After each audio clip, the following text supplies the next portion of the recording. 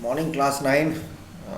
How are you guys doing? I guess you all are doing good and fine. So I don't want to just repeat that like the radio, every day I have to tell you, wash your hands 20 seconds, do take care. Just be safe and enjoy your pujas. Pray to Goddess Durga so that she ends everything as soon as possible and we get to see each other soon.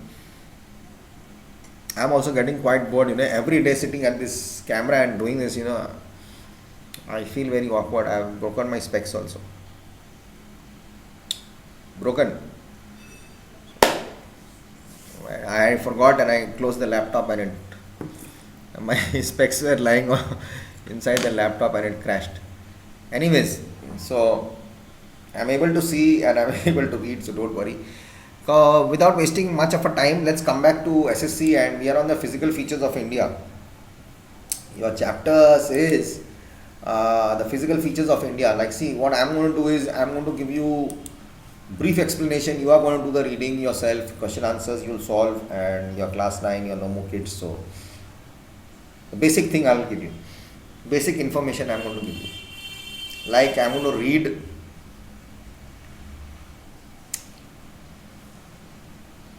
and then I'll be able to give you the explanation. Right? India is a vast country, various landforms and a varied type of landforms. Our country has practically all major physical features of the earth: mountains, plains, deserts, plateaus, islands, and India has a large landmass formed during different geological periods which has influenced her relief. Besides geological formation, the number of processes such as weathering, erosion, and deposition have created and modified the relief its present form. Now, there was causes of the plate movement also. The movement of the plates result in the building up of stresses within the plates and the continental rocks above, leading to the folding, faulting, and volcanic activity.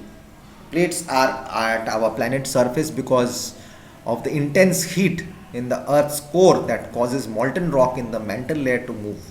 It moves in a pattern called the convection cell that forms when warm material rises, cools, and eventually sinks down.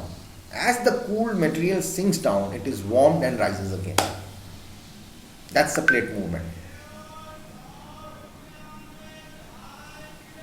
Okay. Now, what's a tectonic plate theory? The tectonic plate theory, see, I'm not just giving you information, I'm sharing information. Please write it down. Class 9, don't play the jokes. Or don't play the fool. Sorry, don't play the jokes. You don't play a joke, but don't play the jokes is wrong. So, don't play the fool. The tectonic plate theory describes the large scale motion of the Earth's lithosphere. This theory is based on the continental drift, which explains the formation of various continents over millions of years, plate boundaries. Based on the relevant movement between two tectonic plates, there are types of plate boundaries. They are follows as convergent boundary. In this case, in the convergent boundary, the two adjacent tectonic plates move towards each other. Divergent boundary, in this case, the two adjacent plates move away from each other. Transform boundary, in this case, the two adjacent plates move along their borders. There are many hypotheses regarding the origin of the Himalaya. However, there is a most complete unanimity that the Himalayan mountains have come out of a great geosync line called the Tethys Sea about 120 million years ago. There were only two big continents in the world. In the north was Laurasia and Anger land, and in the southern hemisphere was Gondwana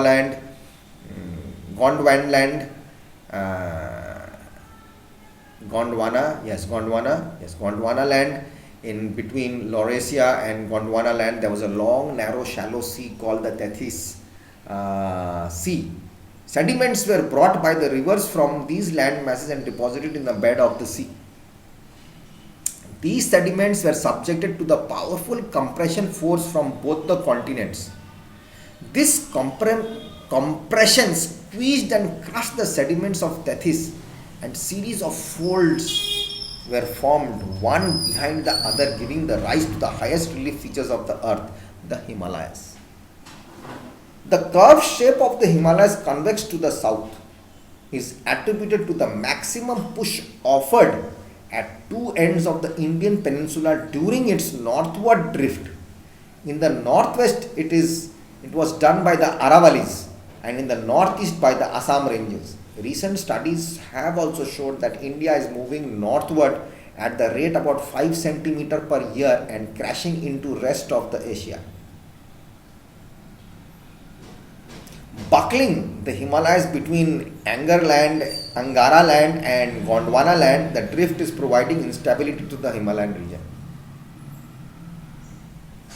Instability, we have avalanches, we have this earthquake of snow, and we have avalanches with snow starts falling off suddenly. These are called the movements which is happening there. Instability. The Himalayas are the youngest mountains in the world and are structurally the folded mountains. The Himalayas run along the northern border of India. The Himalayas form an arc which is about 2400 km long. The width of the Himalaya varies from 400 kilometers in Kashmir to 150 kilometers in Arunachal Pradesh. The altitudinal, variations are greater in the eastern part than in the western part. There are three parallel ranges in its longitudinal extent. The greater or the inner Himalayas. I am just giving you a brief explanation about the physical features. Okay. The great or the inner Himalayas. This is the northernmost range and is also known as the Himadri. This is the most continuous range. All the prominent Himalayan peaks are in this range. The folds of the great Himalayas are asymmetrical in nature, and the core of this part is composed of granite. Because of the lofty heights, the peaks of this range are perennially snow bounded. The lesser Himalaya or the Himachal, this lies towards the south of the greater Himalayas. The altitude of the peaks in this range varies from 3700 to 4500 meters. Average width of this range is 50 kilometers. The range is mainly composed of highly compressed and altered rocks. The Himachal part, like I was in this perennially snow-bound heights. I was in this Uttarakhand type, much more higher than Himachal area. Average, I was in that 7000 range. Average width of this range is 50 kilometers. The Shivaliks, this is the outermost range of the Himalayas. The altitude varies from 900 to 1100 kilometers in this range, and the width is 10 to 50 kilometers. The ranges are composed of unconsolidated sediments. The longitudinal valleys lying between the Himachal and the Shivaliks are called Dun. Dehradun, the valley, Himachal and Shivaliks are called Dun. Himalaya regions from east to west, Punjab Himalayas. This part lies between the Indus and the Satluj. From west to east, this is also known as the Kashmir Himalaya and the Himachal Himalaya, respectively the Kumaon Hills or the Kumaon Himalayas. This part lies between Satluj and Kali rivers.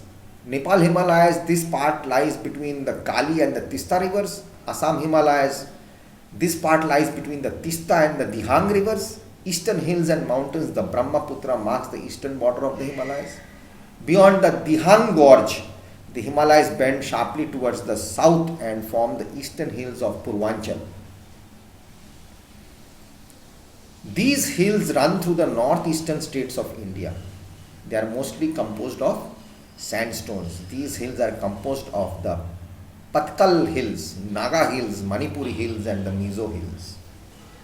The northern plain of India is formed by three river systems, as we know, vice versa, the Indus, the Ganga and the Brahmaputra along with the tributaries. The plain is composed of alluvial soil and has been deposited over millions of years. The total area of the northern plain is about 7 lakh square kilometer, and it's about 2400 kilometers long and about 240 to 300 plus kilometers broad. The northern plain is divided into three sections, vice versa, as it's in the Punjab plain, the Ganga plain, and the Brahmaputra plain. The Punjab plain is the Punjab plains from the western part of the northern plain. I'll come back in the next video.